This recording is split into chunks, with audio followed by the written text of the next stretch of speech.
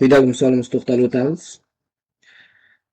Birinchi misolimizda aytibdi 12060x taqsim 50 plus 208,5x ayrilgan 36,5x barobar 0,06. Demak, bu misolni mana davomini olib ketamiz. Xo'sh, bu yerdan qiladigan ishimiz dastlab suratni o'z holicha yoza olamiz. 12 minus 60x taqsim mahrajni yozadigan bo'lsak endi.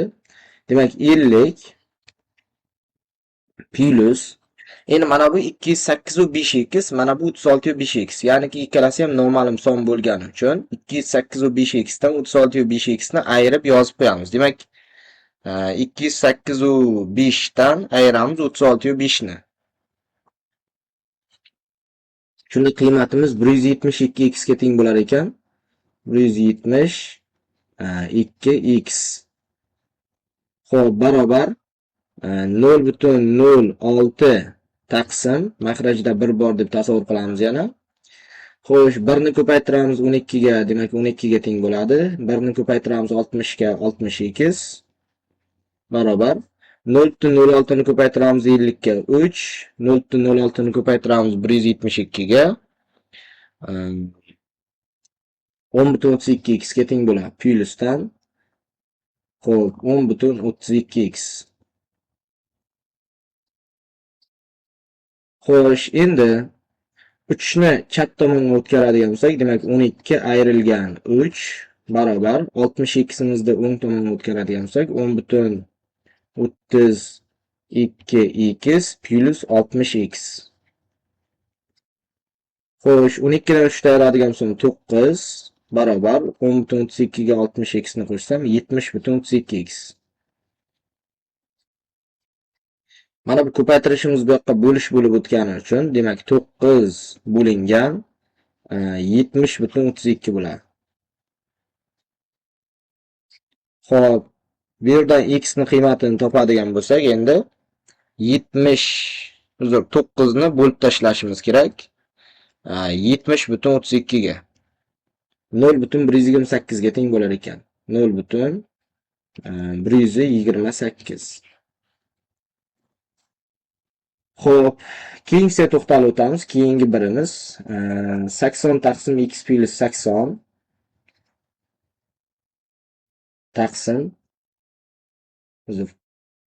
taqsim x plus 80. Xo'p, barobar. Endi biz yodimizdan chiqmasin, mana buni tagida 1 bor degani 1 ni ko'paytiramiz mahrajga, chunki mahrajda turgani uchun 1,362 ni ko'paytiramiz suratga. Sababi suratda turgani uchun.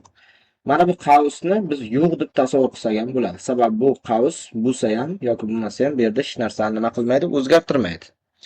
35 va 5 ko'paytirilgan 1,362. 362. 48,351 bo'ladi. 48,351. Xo'p, endi mahrajda yozadigan bo'lsak, x plus 35 va 5 bo'ladi. Xo'p, endi 80 ni ko'paytiramiz x ga, ya'ni o'sha kres usulda, ya'niki 80x bo'ladi. Xo'p, 80 ni ko'paytiramiz 35 va 5 ga, demak 80 ko'paytirilgan 35 va 5. 2840 barobar 48,351 ni ko'paytiramiz x ga, 48,351 x plus yana davom etamiz. 48,351 ni ko'paytiramiz 80 ga. Ko'paytiramiz 80 ga. 3868,08. 3868,08. Xo'p, 48,351 imiz chap tomonga minus bo'lib o'tadi. Shunda 80x ayrilgan 48,351x barobar 3868 xo'p butun 08. Mana bu 2840 imiz minus bo'lib o'tadi. Shunda 2840 bo'ladi minusdan. Endi 80 dan ayiramiz 351 ni. 48,351 ni xullas. 31,649x.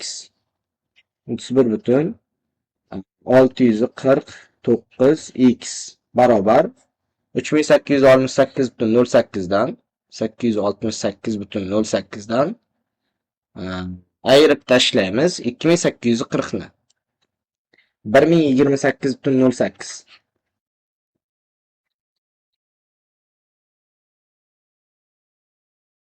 Xo'p, x teng 1028,08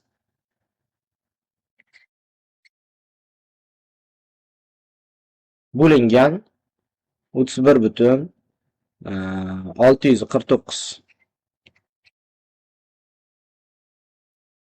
Xo'p, bu yerdan x ni qiymatini topadigan bo'lsak, bo'lamiz 31,649 ga.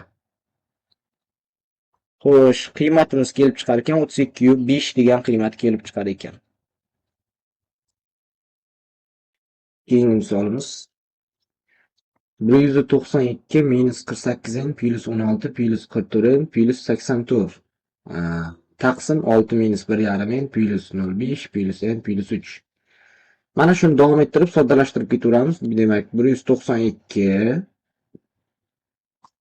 Endi mana bu minusimiz qausni ichiga ta'sir qiladi-da, minusga aylantiraveradi. Minusdan 48 n minusdan 16. Xo'p, endi qolgani o'z holicha yana plus 44 n plus 84. Plus 84. Endi mahrajga to'xtaladigan bo'lsak, demak, taqsim. Xo'p, 6 minus. Mana bu minus qausda ichiga ta'sir etsa, 1,5 n minusdan 0,5. Xo'p, plusdan n va plusdan 3 barobar 33,6. 6.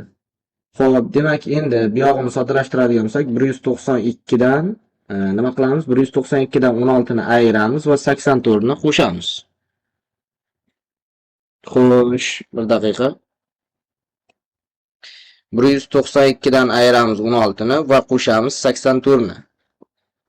Xo'sh, qo'shadigan bo'lsak 260 ga teng bo'lar ekan. 260 minus 48 n plus 44 n minusdan 4 n taqsim 6 minus 0,5 plus 3 debdi. Demak, 6 dan bu degan 0,5 dan ayirib qo'shishimiz kerak 3 ni. 8,5. 8,5. Xo'p, minus 1,5 n plus 1 n, ya'ni oldida hech narsa yo'q degan, 1 bor degan. Endi boydan qiymatlarda o'rgangandik, kattasidan kichigini ayirib, kattasini ishorasini yozamiz. Demak, minusdan 0,5 n. Buni oldingi darslarimizda bor edi mana shu joyi. Xo'p, barobar nechiga? 33,6 ga. Uni tagida 1 bor deb tasavvur qilamiz. 1 ni ko'paytiramiz 260 ga, demak 260 minus 4 n barobar 33,6 ni ko'paytiramiz 8,5 ga 285,6 5,6 minusdan 33,6 ni ko'paytiramiz 0,5 ga 16,8 n. Xo'p, 16,8 n'imiz minus, demak, chap tomonga o'tkazadigan bo'lsak plus bo'lib o'tadi. Demak, 16,8 n minus 4 n barobar 285,6 minusdan 260. Xo'sh, 16,8 dan 4 ni ayiradigan bo'lsak 12,8 n barobar 25,6. Xo'sh, bu yerdan n ni qiymatini topadigan bo'lsak, 25,6 mizni bo'lib tashlaymiz 12,8 ga. Xo'sh, bu yerdan n ni qiymatini topadigan bo'lsak, 2 ga teng bo'ladi. Mana 2 degan javob chiqarib qo'yilgan. Ikkinchisini ishlaymiz endi. Ikkinchisini xuddi shunday mana boshlangan 192 davomini yozib ketaman, ya'ni misol shartini yozmay, minus turibdi. 48n plus, endi plus ishorasi qavsnikiga ta'sir etmaydi, shuning uchun o'z holicha olinadi. 44n plus 84 taqsim, endi mahrajga to'xtaladigan bo'lsak, 6 minus 1,5 plus n plus 3. Demak 6 ga 3 ni qo'shamiz, 9 bo'ladi. Bu yerda hech qanday qavslar yo'q. Endi mana bu 1n degani, kattasidan kichigini ayirib kattasidan ishorasini yozsam, minusdan 0,5n bo'ladi.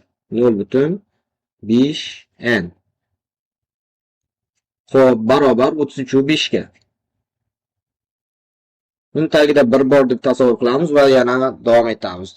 192 ga qo'shamiz 84 ni. 276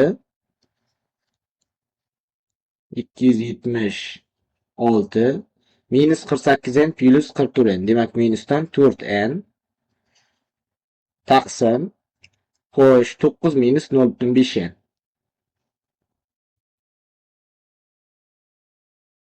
Barobar 33/5 taqsim 1. Xo'p, 1 ni ko'paytiradigan bo'lsak, 276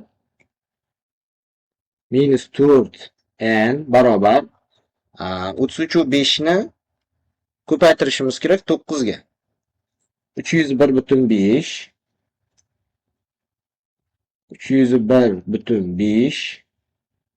minusdan 33/5imizni ko'paytiramiz endi 0,5 ga.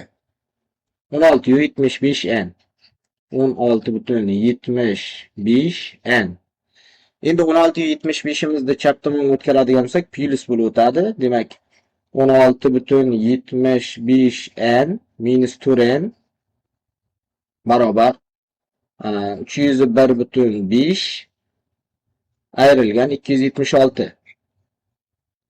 Xo'sh, 16,75 dan ayirib tashlaydigan bo'lsak, mana bu yoqdan yozaylik, kelingizlar. 12,75n teng 301/5 dan